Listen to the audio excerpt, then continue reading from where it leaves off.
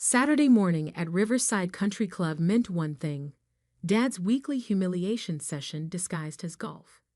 For 8 months now, I'd been avoiding these invitations, but today he'd practically begged me to join him and his prestigious foursome: Mr. Davidson from Davidson Industries, Mr. Chin, who owned half the downtown real estate, and Dr. Williams, the heart surgeon who'd operated on 2 senators.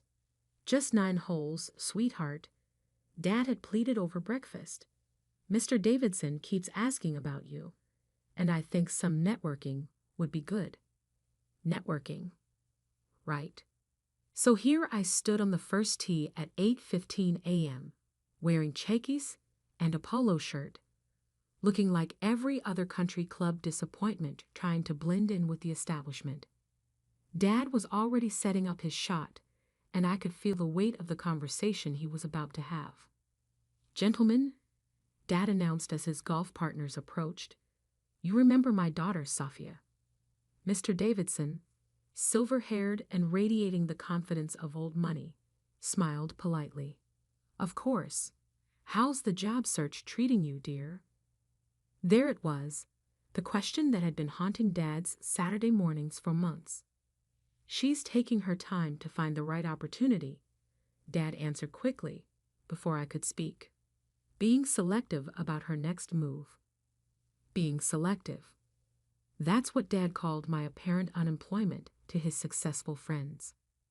Mr. Chin nodded sympathetically while adjusting his golf glove. "Smart approach. Market's tough for recent graduates right now. No shame in living at home until something opens up." Recent graduates. I was 31 with a PhD from MIT. But to these men, I was still the college kid they remembered from Christmas parties 5 years ago. Actually, I started, but Dad's gentle hand on my shoulder stopped me. "Safia's been doing some consulting work," he said, keeping her options open. Consulting work. I almost laughed.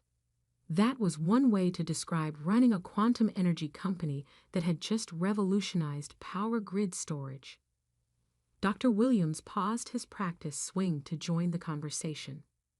"You know, if you're interested in healthcare administration, I have connections at Presbyterian Hospital.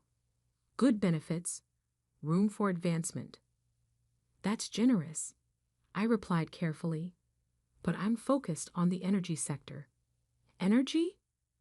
Mr. Davidson's eyebrows rose. "Tough field to break into without connections. Very technical, lots of established players. Maybe consider something more entry-level first." Entry-level. The man was giving career advice to someone who held 17 patents in renewable energy integration and had just signed the largest federal energy contract in history. "She's always been interested in science," Dad explained, his voice carrying that familiar note of resigned disappointment.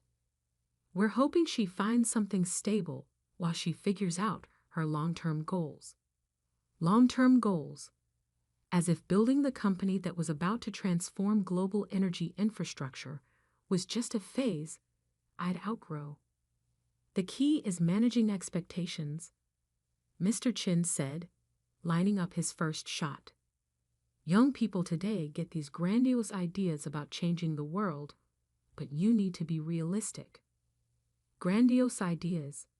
My grandiose idea currently had a market valuation of $4.2 billion, but sure, I should probably aim lower. "Exactly," Dr. Williams agreed. "Find something steady, build experience, maybe pursue your passions as a hobby later." A hobby. My hobby had just received a personal congratulations call from the President of the United States, but I kept that observation to myself.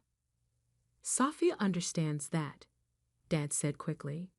"She's just exploring her options." I understood why Dad was struggling. For months, he'd been fielding questions from his golf partners about his apparently unemployed daughter, the MIT graduate who seemed to be wasting her potential. What he didn't know was that I wasn't unemployed. I was the founder and CEO of Quantum Dynamics Corporation, and yesterday we'd announced a $2.8 billion contract to modernize the entire U.S. power grid. But because I hadn't told him, and because my lifestyle didn't scream billionaire entrepreneur, he assumed I was failing. "What might help," Mr. Davidson said, pulling out his phone, "is updating your LinkedIn profile. I took a look after your father mentioned you were job hunting. Honestly, it's pretty bare. No recent employment, no professional headshot." My LinkedIn profile. The one I deliberately kept minimal because every time I updated it, I got overwhelmed with speaking requests and investment opportunities. "I appreciate the feedback," I managed. "And consider relocating," Dr. Williams added. "Energy jobs are really concentrated in Houston and Denver. Can't build a career from your laptop at home." From my laptop at home. I'd built a multi-billion-dollar company from the converted warehouse I'd purchased for $3.2 million cash, but apparently that didn't count as a real workplace. "She's not living at home," Dad corrected quickly. "She has her own place. It's just modest." Modest. Dad's diplomatic way of saying he was embarrassed by my lifestyle choices. "Nothing wrong with modest," Dr. Williams said kindly. "But eventually you want something that reflects your ambitions. Image matters in business." Image matters. Last week, I'd had dinner with the Secretary of Energy to discuss grid modernization policy. But apparently, I needed to work on my professional image. "The real key is networking," Mr. Davidson continued, warming to his role as career counselor. "Can't just submit applications online. You need face-to-face connections." "Like today," Dad said hopefully. "This is exactly the kind of networking Safia should be doing." Mr. Chen finished his shot and walked over. "You know what? I have a niece about your age who went through something similar. Took 2 years to find her footing, but she's doing well now in marketing. Sometimes it just takes patience." Patience. I'd had plenty of patience during the 3 years I'd spent in stealth mode, building revolutionary quantum storage technology, while everyone assumed I was wasting my education. "The important thing," Dr. Williams said as we moved toward the second tee, "is not letting pride interfere with practical opportunities. I see young people turn down good entry-level positions because they think they're overqualified. Overqualified. 3 months ago, I'd been the keynote speaker at the International Energy Summit, but maybe I was being too picky about job opportunities." "Safia's not like that," Dad said, though I heard the uncertainty in his voice. "She's always been practical. Practical, like spending $180 million of my own money on research and development before anyone else realized quantum storage was commercially viable. Very practical." "You know what might help," Mr. Davidson said, "is if we made some introductions. I know people in energy, nothing high level, but good entry points." Entry points. He was offering to help me get entry-level positions in an industry where I was about to become one of the most influential leaders. "That's very kind," I said, because it genuinely was, even if it was completely unnecessary. "We should set up informational interviews," Dan said, his excitement growing. "Help Safia understand how the industry really works." Understand how the industry works. I held more renewable energy patents than anyone under 40, but apparently I needed informational interviews to grasp basic industry concepts. We'd made it through 4 holes with more career counseling than golf, and I was starting to feel genuinely sorry for Dad.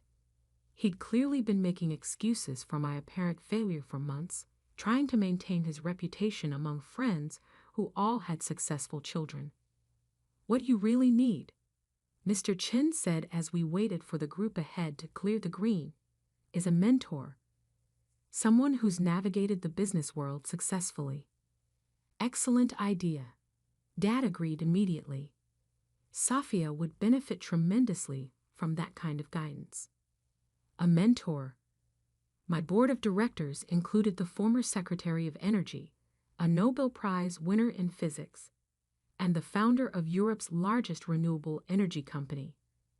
But perhaps they weren't the mentors Mr. Chen had in mind. I'd be happy to help, Mr. Davidson offered. Start with basics. Proper cover letters, interview techniques, professional presentation. Professional presentation. 2 months ago, Anderson Cooper had interviewed me for 60 minutes about the future of clean energy. But sure, maybe I needed help with basic communication skills. And confidence building, Dr. Williams added. You've been pretty quiet today. In business, you need to advocate for yourself. Quiet. I was quiet because I was trying to navigate a conversation where 4 successful men were giving remedial career advice to someone who'd accomplished more in their industry than they had in theirs. She's always been reserved, Dad explained. But you're right. She needs to learn self-promotion. Self-promotion. Forbes had called me the most transformative energy entrepreneur of the decade, but apparently I needed help getting my message out. As we approached the 5th tee, Mr. Davidson pulled out his phone again. You know what? Let me call my friend Mark Thompson right now. He runs a renewable energy consulting firm, small operation, but perfect for someone starting out. Starting out.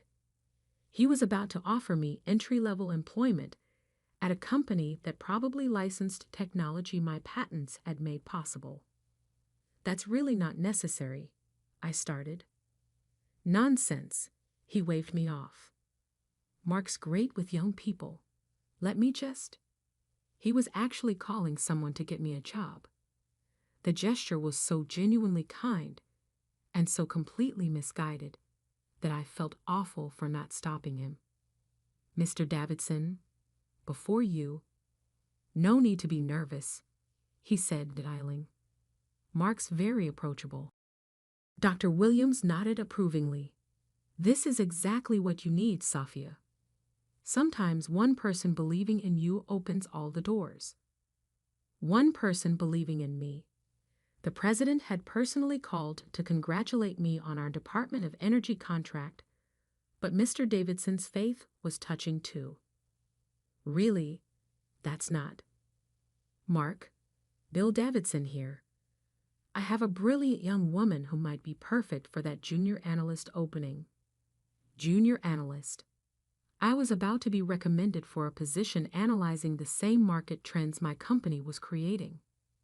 Yes, energy sector, MIT PhD, very sharp, just needs the right opportunity. That's when Mr. Chen, who'd been half listening while setting up his shot, suddenly straightened and stared at me. Wait, he said slowly. What did you say your last name was?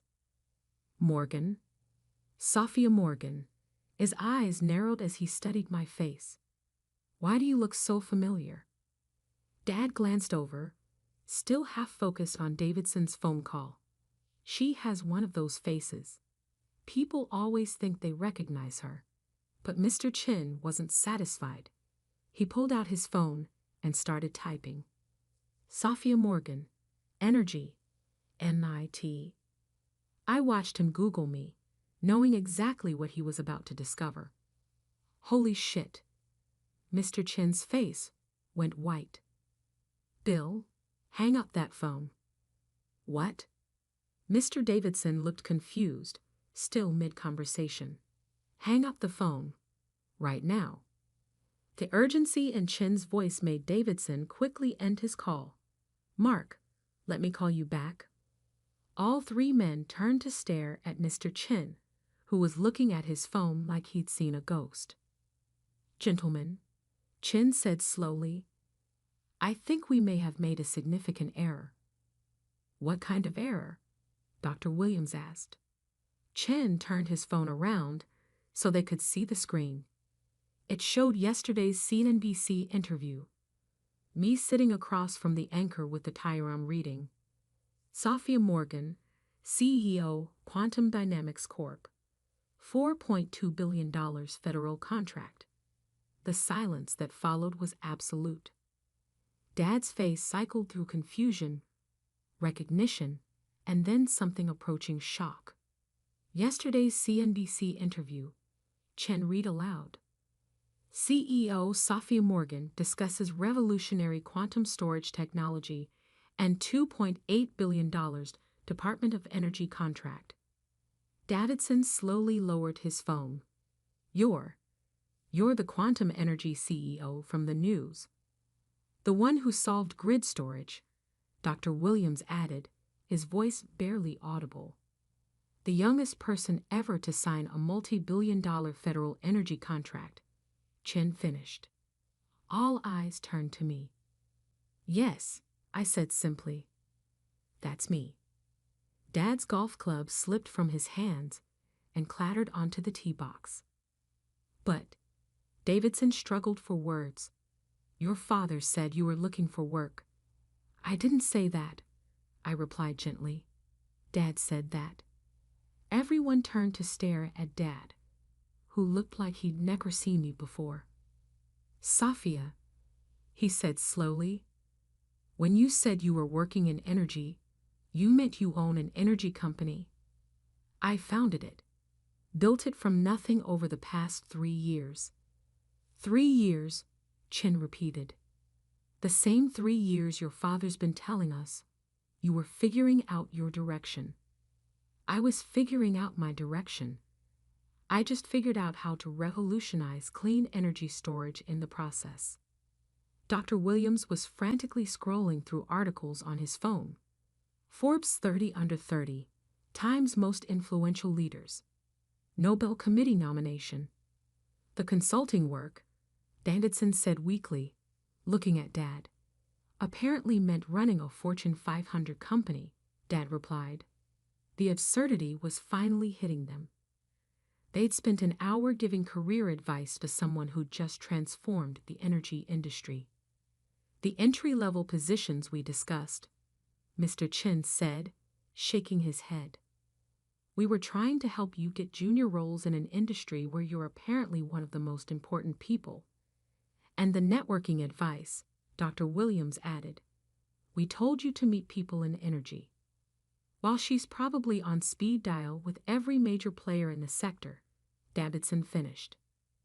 Dad was still staring at me in shock. Sophia, why didn't you tell me?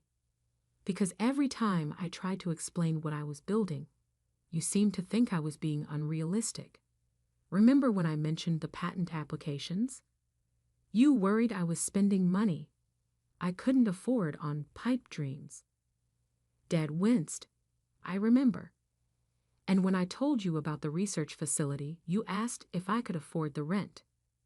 Research facility, Chen interrupted, checking his phone. You mean the 50,000 square foot complex downtown that everyone's been trying to identify the owner of? That's the one. I bought it 2 years ago and converted it into a quantum research lab. You own the old semiconductor plant? Bought it for $18 million. Cash. The 3 men exchanged glances that spoke volumes. Sophia, Dad said quietly, what is your company actually worth? As of yesterday's market close, $4.2 billion. Though that was before the federal contract announcement, so probably closer to $6 billion now. And your personal stake? 73%. More silence as they did the math. So you're worth, Chen began, about $4.5 billion. Dad sat down heavily on the bench. $4.5 billion. It fluctuates, but yes. The modest apartment I've been worried about is a converted warehouse I'd bought for $3.2 million. I like the industrial aesthetic.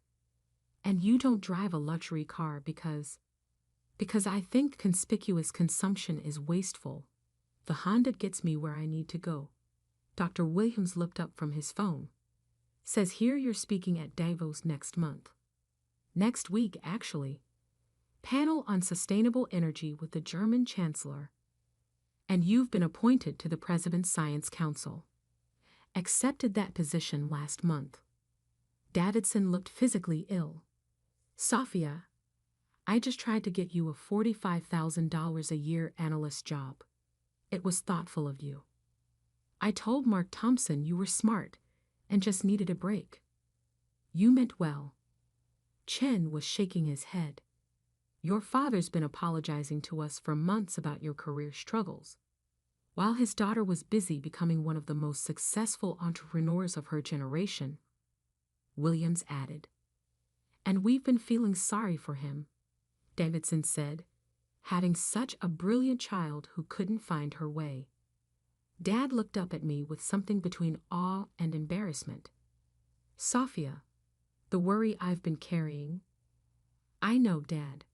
I'm sorry I didn't handle this better. I just got tired of arguing about whether my goals were realistic. Realistic, Chin muttered. We were telling the CEO of a multi-billion-dollar company to be more realistic about her career expectations and to consider entry-level positions, Williams added. In companies that probably license her technology, Davidson finished. The irony was overwhelming for all of them. When Mark asks why I hung up, Davidson said weakly, what do I tell him? You could explain that you discovered the person you were trying to help actually owns patents that his company uses. Dr. Williams started laughing. Genuine, incredulous laughter. Bill, you just tried to get the founder of Quantum Dynamics an entry-level position at a firm that pays her licensing fees. It's not funny, Davidson protested, but he was smiling too. It's a little funny, Chen agreed. We spent an hour giving business advice to someone who probably knows more about building companies than all of us combined. Dad was shaking his head slowly. I feel like such a fool. Don't.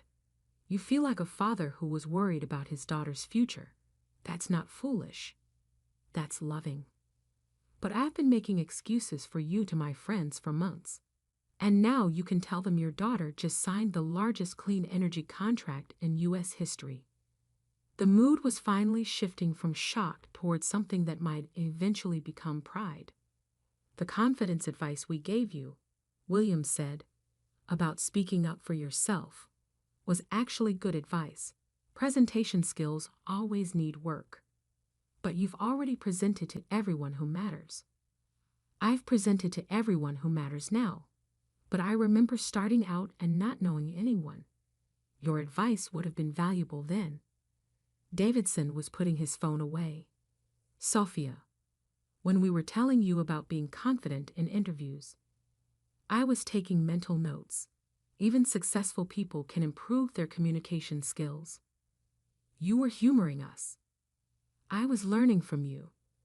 Success in one area doesn't mean I can't learn from people successful in other areas. Chin nodded thoughtfully. That's probably why you've achieved so much. You're still willing to listen, even when the advice comes from people who don't realize you're already far beyond where they're trying to help you reach, Williams added. We'd somehow turned a golf outing into the most surreal career counseling session in country club history. So what happens now? Dad asked. Do we finish the round? I looked at these 4 men who'd spent their morning trying to help someone they thought was struggling, only to discover their advice recipient was more successful than they'd imagined possible. I'd love to finish, I said. Though maybe we could talk about something other than my employment prospects. Deal, Dad said immediately.